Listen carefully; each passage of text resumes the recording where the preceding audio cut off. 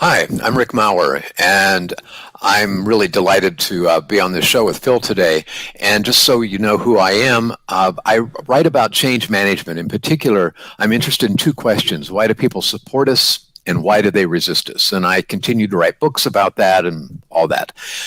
So I want to tell you the best advice that I think I've ever gotten professionally was about 15 years ago. And I had three major consulting projects that if you had looked at those projects and looked at the proposals and the contracts, you go, wow, this is great.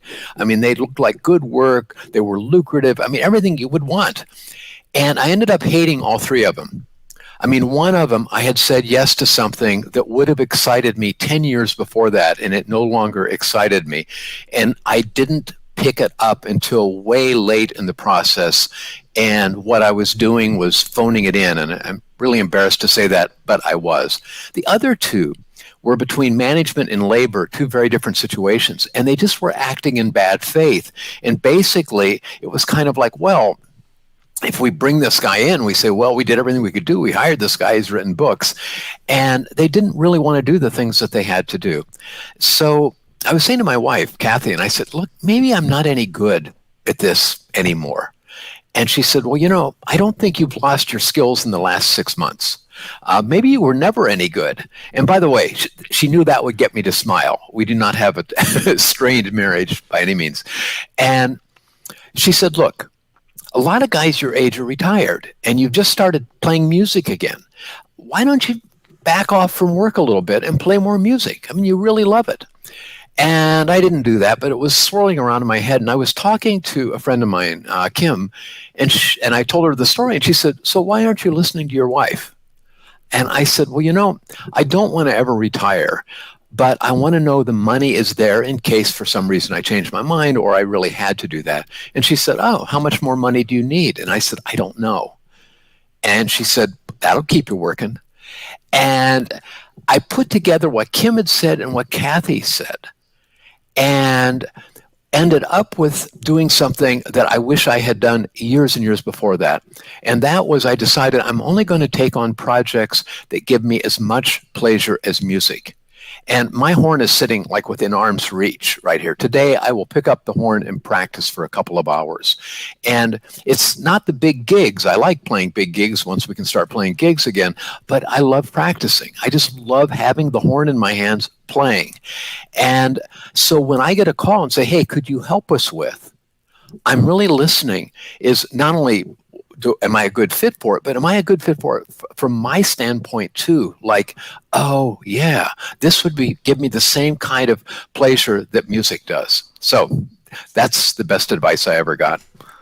Awesome, Rick. That's great, man. So yeah, I mean, that's a great way to look through relationships. That's a great way to look through just about everything, right? Does it give us pleasure to do it or not? So that's really interesting as we talk about Carpe Possibility today, right? Seizing the possibility of what might be, which I think is really important for us to really consider. So, Rick, let's take us back, man. So I know you've written books, right? You play the horn.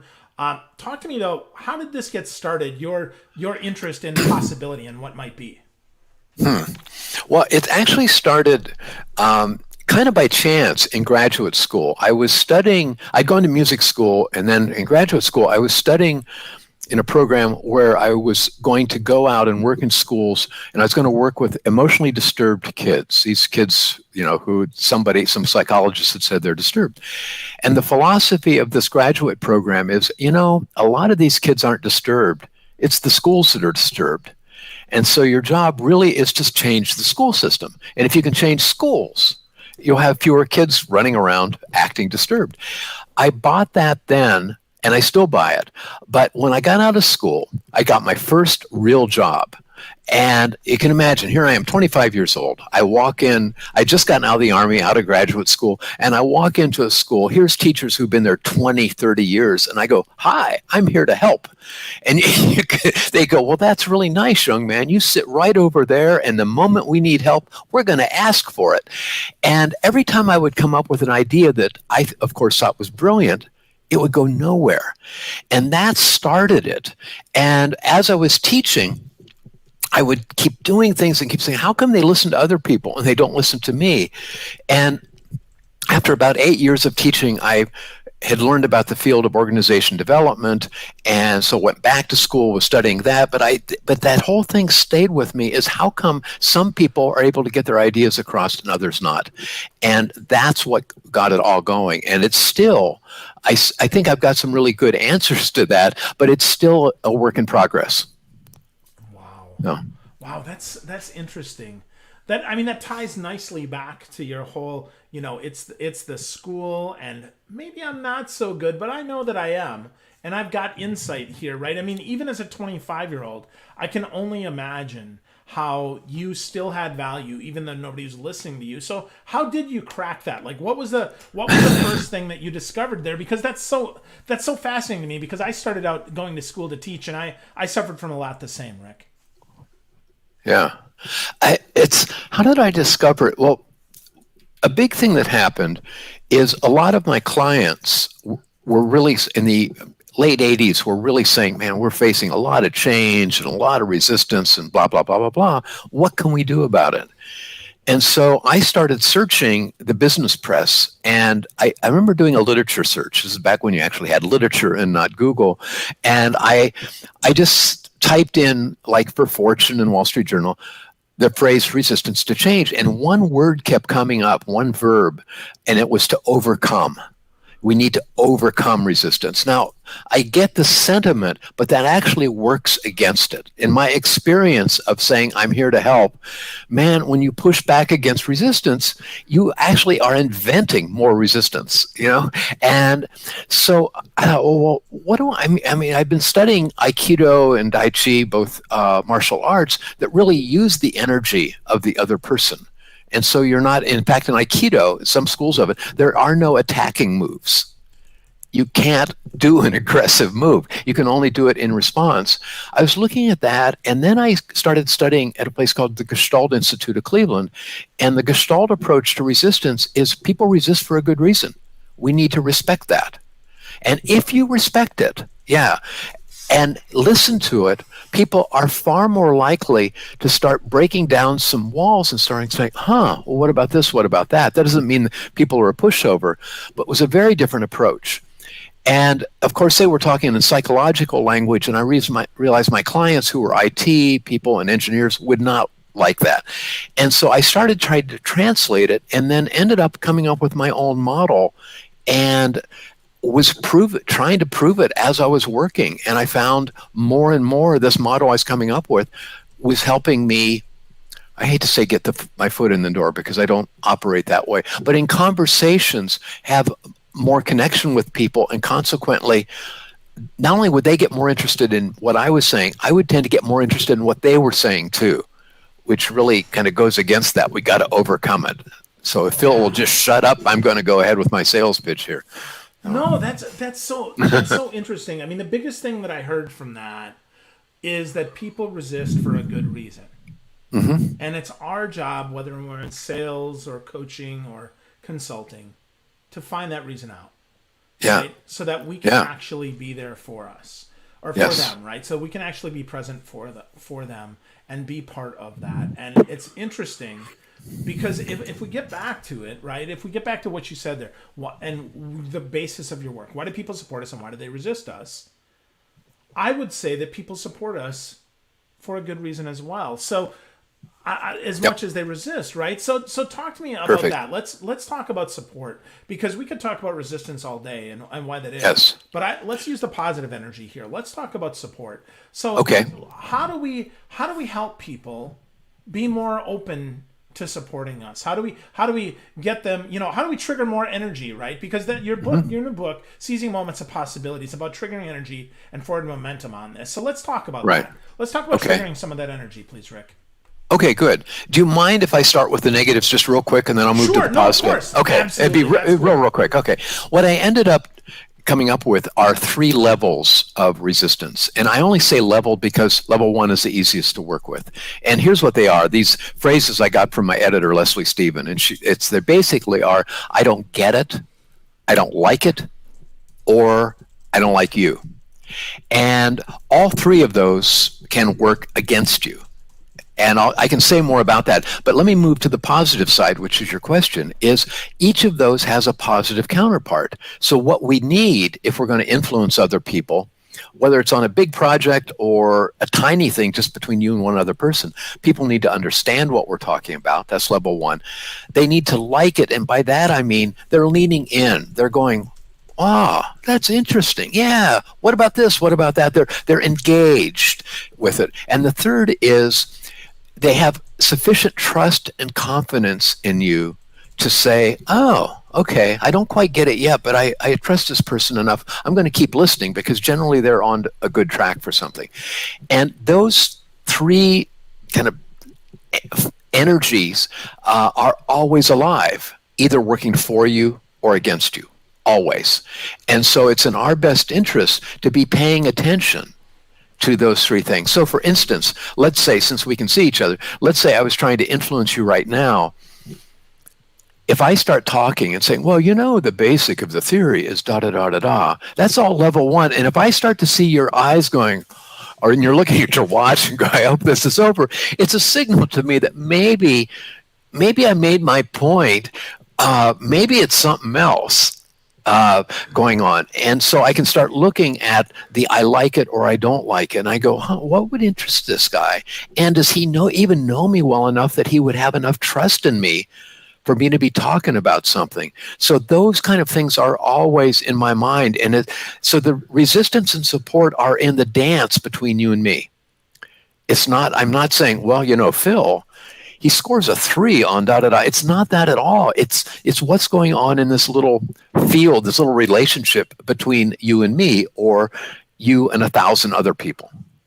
Ooh. So resistance and tension, right? The tension between I don't like it and I don't understand, right? We have to overcome that. We have to overcome the leaning in versus the I don't like it, and the trust and confidence versus the I don't like you. And that's so interesting because I agree with you that it's not about overcoming that.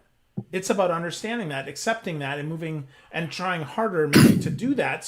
So to your point, let's break those three down because I think they're a key, and I do think they're really important and often misunderstood. So Yes. first, I don't get it, right? I don't understand what the heck is this guy talking about. Let's start there. How do we do that without being condescending? How do we get people to understand without being like, hey, dummy, this is the stuff that I'm interested in. You should just listen to me.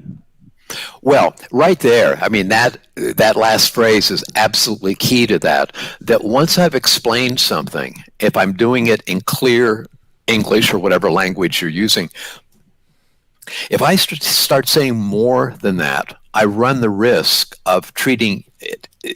You'll start to say, does he think I'm an idiot? So what do I need to do to say, hey, this is the best way to get from here out to the airport? Just so you get it. And so that's what I'm paying attention to. If I start doing more than that, I run the risk of losing you. So the ways to do it, I mean, you can have people in the audience, or you can, if you have enough trust, you can ask people. But one mistake we make is we figure, all right, if Phil's resisting, he must not have understood it. I'll explain it again. And this time I'll use clip art. And so we often, and with the best of intentions, we keep overdoing the selling part, the talking part. And so the big thing is just make your case and shut up. Or ask questions. Hey, what do you think about that? That kind of thing. So, wow, those are things that often don't get done on sales calls. Often leaders don't do that because we fill the silence, right? We fill the silence with more noise instead of allowing people to process and to say, that's interesting, and then to ask a question themselves, or to your point, to ask them a question of, is this what you meant? Is this without so many words, right? Am I making myself clear without making you feel like an idiot? I think that's really, really key. Okay. Yeah. That's good. That's really good, man. So, Thanks. okay. So leaning in, right? It's easy if I'm looking at you, right? But if I turn my camera off and you can't see me, how do I know that you're leaning in? How do I know that you're not just like, well, I'm not really here, man? Well, it's harder. But one thing you can do is is cut down what you're saying into little bite-sized nuggets. And you might even say, so Rick, does that make sense? So, hey, I've been talking for a couple minutes. What questions do you have?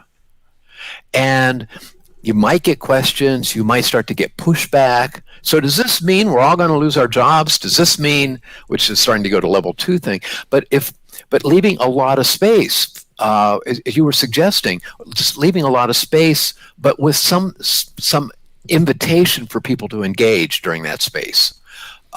So just asking a direct question. Hey, I'd really like to hear from you. Is this making sense to you?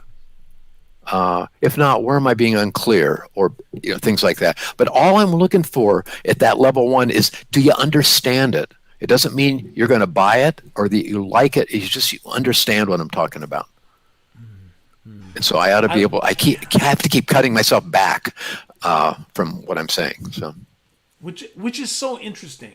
That's so interesting, right? Saying less actually says more, because we get people to really, to come in. I mean, your point there about leaving space for questions with an invitation for engagement, not just, shut up and think about it, but really think about it and tell me what you think. Like, give me some feedback. How is this working for you? What isn't clear? I think is really, really strong there. I really like that, Rick, and I think that's cool. Really powerful. Yeah. So now that we've got some understanding here, and we've got a little bit of leaning in, learning in, if you will, being engaged.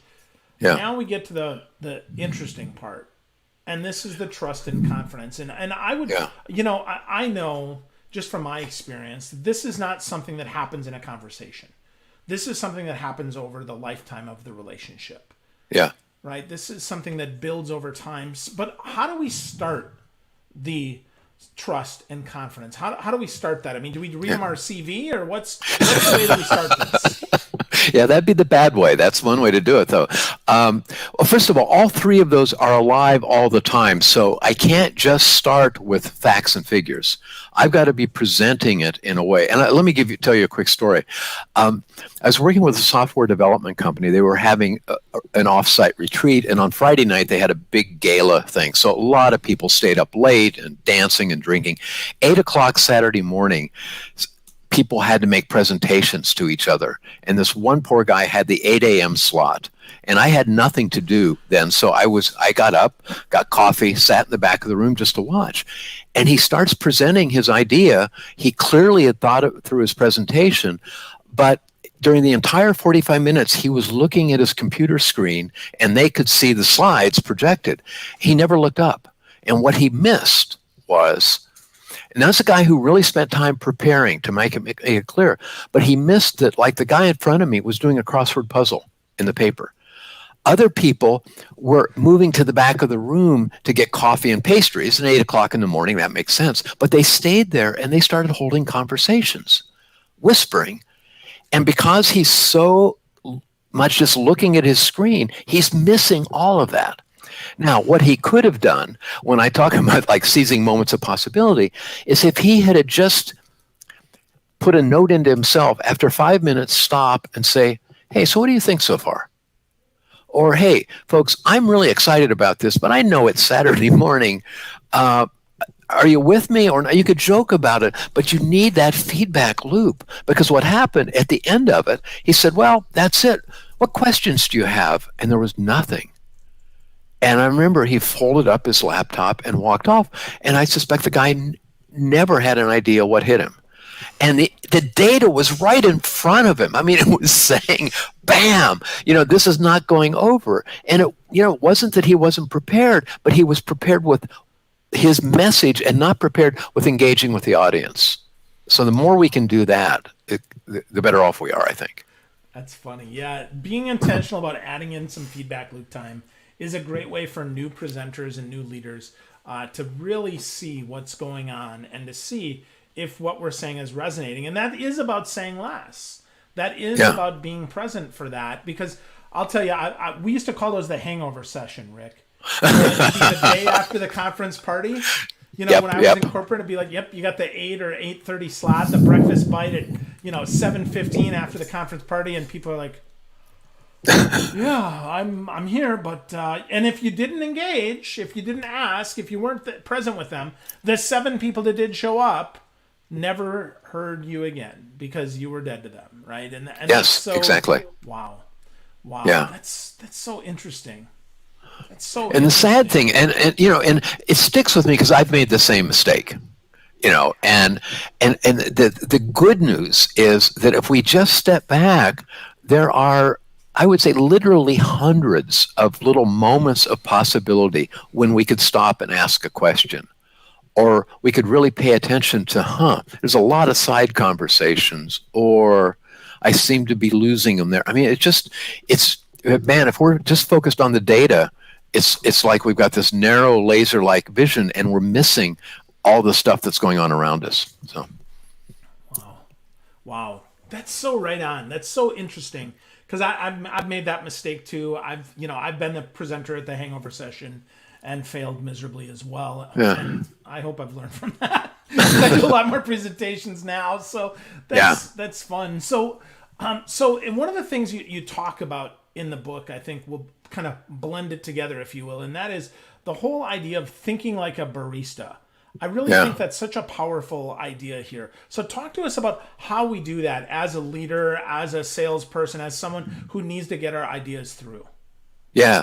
Well, the reason why I think the barista thing is important is, well, I thought of it, so it's, of course it's important. The reason I think it's important is that often we think, okay, I need to make my case, level one, blah blah blah blah blah blah, and what we really need, and so what happens, like with change management or something big, there are so many details involved that we lose sight of the human part of it. Not because we're bad people, but we're just so busy. There's so many forms to fill out, so many things to get done. And what I think we should do is think of ourselves as good baristas. Now, my local coffee shop just reopened. I'm very, very happy. And I'll go down there and I'll get in line and there'll be somebody who orders a latte. And I've never heard anybody say, hey, give me a latte, but hold the milk. Because you can't do that. A latte is a blend of steamed milk and espresso. And when they're blended together well by a good barista, you can't tell where the coffee ends and the milk begins. It's this seamless blend of goodness. And that's what I believe our strategy should be, whether it's just you and me talking with each other or we're trying to influence 1,000 people in person or on Zoom or whatever, is how do we blend it together and not make it an add-on? Yeah, and on Friday we're going to have pizza. Well, there's nothing wrong with that, but the point is, how do we make this dreary meeting we're having on a Tuesday actually come to life? So that's for me, that's the key of it. So, Yeah. Yeah. Blend it all together, right? Bring it to life and don't let people know where it starts, where it ends, and just be one. I dig that a lot. So as we're going here, I enjoyed the book, and I want to talk to you a little bit more about that energy, though, because coffee is energy to me, but it's false energy. So how do we insert real energy into these meetings without seeming hokey, right? Because I'll tell you, Rick, personally, when people first met me, I had one of my dear friends who thought I was like a Pollyanna because I'm high energy all the time. That's just who I am. But yeah. how do we help people see that and inject that energy without injecting that coffee energy, right? Without seeming fake. Yeah, that's a great question. How do we do that? I just need to collect my thoughts on that. One thing that really helps is I actually talk in the book about these pockets of energy, and the first one is really important, and that is that people feel a sense of urgency for what you're talking about. So if they don't feel a sense of urgency, then you're talking about the details of what it's going to look like, and all of that doesn't make any sense. You're already trying to engage them. You're trying to engage them at a point where they aren't. They're going, why is he talking about this? This isn't important. So for instance, if it's a sales call and I'll say, hey, I'm glad you had a couple minutes to talk, Phil. I got this phone for sale. And you're thinking, I just bought a new phone. And this phone is great. I mean, and it does blah, blah. And I'm going into the features and benefits. And not only that, you don't even have to be on the call. It'll talk itself. It's just blah, blah, blah. And you're just not paying attention because you got a phone already. There's no urgency. But if you just lost your phone down a drain during a storm and I go, hey, I sell phones, you go, really? So we need to somehow to be addressing, I've never told that story before. I like your reaction. Thank you. That we need to be willing and have ways to get people as either as excited or as afraid as we are to say, God, yeah, what are we going to do about that? Because you can get other people saying, what are we going to do about that? And I'd be glad to give a couple of examples, but that's what I would do. Well, let's definitely give some examples. But one of the things I want to share on that, because I know urgency is a great driver for decision making, but we have to remember that it's not our urgency as the deliverer, but it's your urgency as the receiver. That's the most important thing. So finding out, to your point about, I don't get it, helping them understand what they're talking about and connect that to something that's important to them is really important and really a key to helping, take that energy from me and this problem suck and I want to get you off the phone to, hey, Rick, let's spend some time together. Let's solve this problem. So give me an example or two of that, please. Yeah. Let me give you a corporate example and then a sales example. There was a period in, about 20 years ago in the States where a lot of healthcare institutions were turning into profit-making entities. And that was a very different mindset than being a community service. And I was working in a small hospital, and they were part of a 12 hospital system located around the United States. And changes just seemed to be going really well there. I mean, they had the same pressures everybody else did. And I was talking to the CEO one day, and I said, am I on track here? I mean, you're just not getting resistance. I mean, people seem to be with you on stuff. Are you not facing the same problems? And he said, oh, no, we face exactly the same problems. And I said, so what's going on? And he said, well, two things. He said, one, as CEO, I'm invited to meetings all the time. My calendar is filled with meetings. And my only criteria for saying yes is you got to give me the last 3 or 4 minutes to talk about whatever I want to talk about. And people always say, yeah. And he said, what I do is I'm not trying to sell them anything. I'm trying to say, hey, this is what I'm paying attention to. This is what's keeping me awake at night. Hey, I don't know if you noticed in the paper this morning, the hospital down the road is building a new cardiac wing. I don't know what implication that's going to have on us, but it's got my attention. It's that kind of stuff. And then every 3 months, everyone affiliated with the hospital got a 1-page quarterly report. And it was just 3 graphs. How are we doing on patient outcomes, the percentage of people who get better? How are we doing on client service? Are people happy with us or not? Which is independent from getting better or not. I mean, you could get better and go, man, but I never want to go back there again. And then the third one is financial performance. And then they're compared to the other hospitals in their own system. And then I think it was Gallup had survey for the whole country, and you could see how you were doing. So there weren't a lot of bullet points, or it was just graphs. And the executives usually have that data. But when you give it to the people who work in the cafeteria and the surgeons and the people who draw blood, was unusual. And he said, here's what's amazing, is not only do people know what's going on, people started coming to me saying, hey, we're worried about our customer service scores. They're going down and everybody else's is going up. And we were wondering about that. So we did a little checking. We think we found out why, and we have a suggestion. So instead of resisting change because they're getting that same sense of urgency, they're coming to the leader and saying, hey, we really need to pay attention to this. Here's how we think we should do it. And the guy said, yeah, absolutely. So there's a real power in bringing people in and letting them see, wow, look what's going on. Good news and bad news. Yeah, well, that gets really back to your 3 points that you talked about there. But first, you've got to understand what we're talking about. There's 3 points that are most important to an executive, right? Profitability, of course, right? Let's be clear. Always important. But customer sat, patient sat, client sat, whatever, satisfaction matters. And then also, right, did we actually fix the problem? Like, did we deliver on our Yes. promise? And that's often the one that gets missed. But I love the simplicity of that, because if that's all you're talking about, if those are the three things every quarter, every month, every day, every meeting, here we go, bang, bang, bang, every time, this is it. Yep. And then I'm paying attention to this because it likely relates to that. Then people lean in. Oh, that's interesting.